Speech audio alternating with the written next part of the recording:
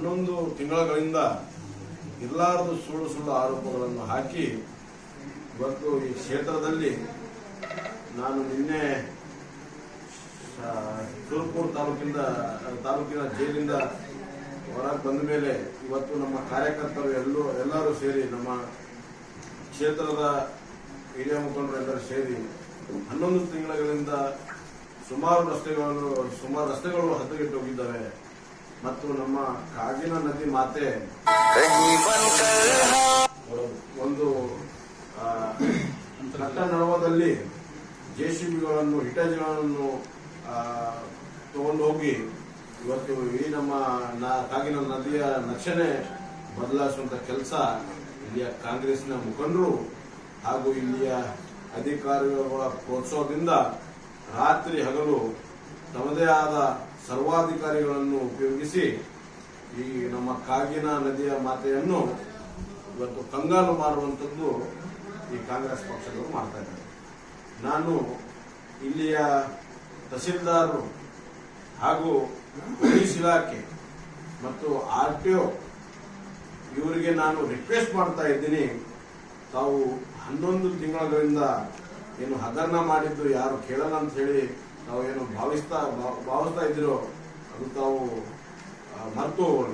ಯಾಕಂದ್ರೆ ನಾವು ಈ 11 ತಿಂಗಳದಷ್ಟೇ ಅಲ್ಲ, ಮುಂದೆ ನೀವು 5 ವರ್ಷ ಅಧಿಕಾರವನ್ನು ಮಾಡಿದ್ರು ಸಹ ನಮ್ಮ ಕಾಗಿನ ನದಿಯ ಒಂದು ನದಿಯಲ್ಲಿ ತಾವು ಏನೇನು ಹಗರಣ ಮಾಡಿದ್ದೀರೋ ಆ ಹಗರಣವನ್ನು ಮುಚ್ಚೋಳಪ್ಲೇ ಇಲ್ಲ. ನಾನು ಈ ಒಂದು ಹಗರಣವನ್ನು ನಾನು ಬಹಳಷ್ಟು ಕೇಸ್ಗಳನ್ನು ಕೊಟ್ಟಿದ್ದೀನಿ. ಕೆಲವು ಕೇಸ್ ಆಗಿದ್ದಾವೆ, ಕೆಲವು ಕೇಸ್ಗಳನ್ನು ತಾವು ಮಾಡಲಿಲ್ಲ. ತಾವು ತಮಗೆ ಅಷ್ಟೇ ಅಧಿಕಾರ ಅಂತ ಹೇಳಿ ತಾವು ಯಾವಾಗ ಆ ಒಂದು ಸರ್ವ ಅಧಿಕಾರ ನಡೆಸಕ್ಕೆ ಪ್ರಯತ್ನ ಮಾಡ್ತಾ ಇದ್ದೀರೋ ಅದು ತಮಗೆ ವಿಫಲ.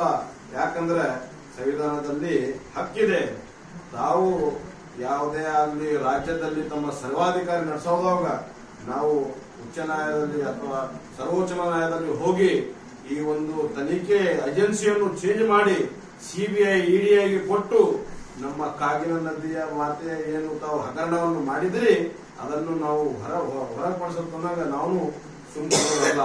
ತಾವು ನಮ್ಮ ಮೇಲೆ ಎಷ್ಟೇ ಕೇಸ್ ಹಾಕಲಿ, ತಾವು ನಮ್ಮ ಮೇಲೆ ಎಷ್ಟೇ ದಬ್ಬಾಳಿಕೆ ಹಾಕ್ರಿ, ನಮ್ಗೆ ಜೈಲಾಗ ಕೂರಿಸಿಬಿಟ್ರೆ ಎಲ್ಲ ನಮ್ಮ ಹಗರಣಗಳು ಮುಚ್ಚಾಕ್ತು ಅಂತ ಹೇಳಿ ತಮ್ಮ ಒಂದು ಇದು ಇದ್ರೆ ಅದೊಂದು ಯೋಚನೆಯನ್ನು ತೆಗೆದು ಹಾಕ್ಬಿಡ್ರಿ.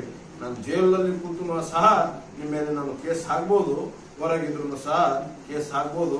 ಅದಕ್ಕಾಗಿ ನನ್ನ ಇಡೀ ಕ್ಷೇತ್ರದಲ್ಲಿ 11 ತಿಂಗಳ ಇರಲಾರದ ಕಾರಣ ನನ್ನ ಕ್ಷೇತ್ರದ ಜನರಿಗೆ ಎಲ್ಲರಿಗೆ ನಾನು ಕೈ ಮುಗಿದು ರಿಕ್ವೆಸ್ಟ್ ಮಾಡ್ತೀನಿ, ಯಾವುದೇ ಕಾರಣಕ್ಕೆ ನನ್ನ ಕಾರ್ಯಕರ್ತರು, ನನ್ನ ಪಕ್ಷದ ಮುಖಂಡರು ಮತ್ತು ಜನರು ಯಾವುದೇ ಕಾರಣಕ್ಕೆ ಇವರ ಒಂದು ಅಧಿಕಾರ ದುರುಪಯೋಗದಿಂದ ಮಾಡ್ತಿರುವ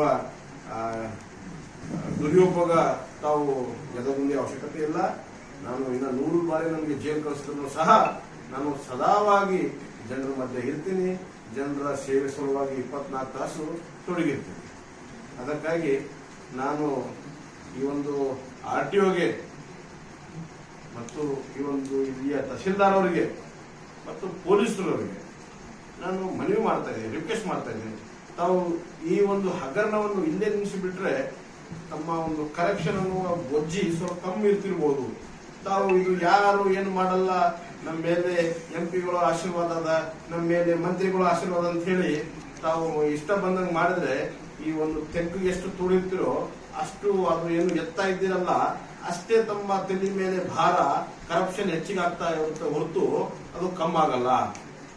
ಯಾರದೇ ತಾವು ಆಮಿಷವಾಗಿ ಅಧಿಕಾರ ಆಶೆಗಾಗಿ ತಾವು ಒಳಗೋಗ್ಬೇಡ್ರಿ.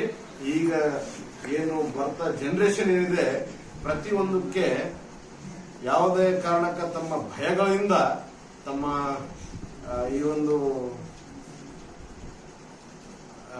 ಬೆದರಿಕೆಗಳಿಂದ ಒಳಗಾಗುವಂತರಲ್ಲ. ಮುಂಬರುವ ದಿನಗಳಲ್ಲಿ ಇವೆಲ್ಲ ಹಗರಣವನ್ನು ಹೊರ ತೆಗಿತೀವಿ. ಇಲ್ಲಿಗೆ ತಡೆಹಿಡಿದ್ರೆ ಮಾತ್ರ ತಮ್ಮ ವಜ್ಜೆ ಕಮ್ಮಿ ಇರುತ್ತೆ. ಇದು ಮತ್ತೆ ಹಿಂಗೆ ಕಂಟಿನ್ಯೂ ಮಾಡ್ತಾ ಹೋದ್ರೆ ನಿಮ್ಮ ವಜ್ಜಿ 100ಕ್ಕೂ 100 ಹೆಚ್ಚಾಗುತ್ತೆ. ಮತ್ತು ಈ 100ಕ್ಕೂ 100 ತಾವು ಎಷ್ಟು ಹಗರಣ ಮಾಡಿ ತುಂಬಿದ್ರು ಅಷ್ಟು ಒಂದ್ ದಿವಸ ಉಲ್ಟಿ ಮಾಡಬೇಕು ಮತ್ತು ಉಲ್ಟಾ ತಾವು ಬಿಮಾರಿ ಹಚ್ಕೋವಂತ ಪರಿಸ್ಥಿತಿ ಬರುತ್ತೆ. ಅದಕ್ಕೆ ಈ ಒಂದು ಪ್ರೆಸ್ ಮೀಟ್ ಕರೆದಿದ್ದು.